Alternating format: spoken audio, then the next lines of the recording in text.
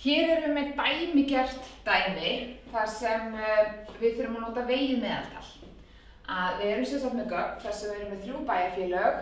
Við vitum hversu margir vinnandi eru í hverju bæjarfélagi og svo meðaltekjurnar fyrir þetta bæjarfélag. Þetta meðaltal hér byggir á 50 einstaklingum, meðaltalið hér byggir á 10 og meðaltalið hér byggir á 20.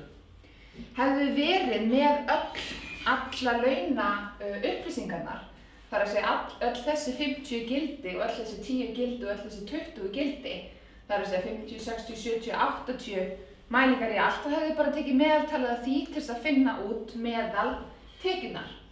En við erum bara með þessi meðaltöl og það byggja á mismörgum mælingum og þess vegna notum við vegið meðaltal. Vegið meðaltal, formúlan sem við notum, við notum stundum hérna tvöföld vaff bara svona til þess að aðgreina það frá þessu hefðbundna meðaltali sem við reiknum.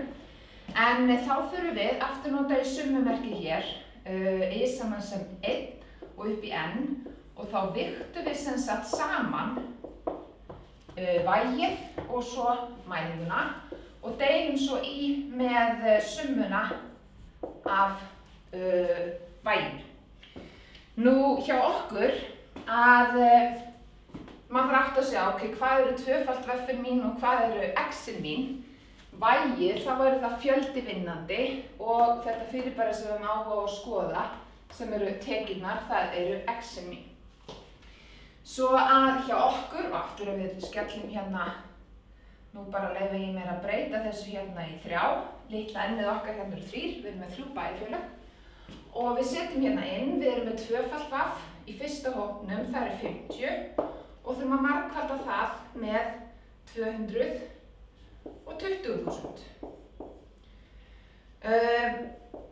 Aftur summan er frá 1 og upp í 3, svo hér höfum við svo 10 sem 240.000 pluss 20 sinnum 300.000.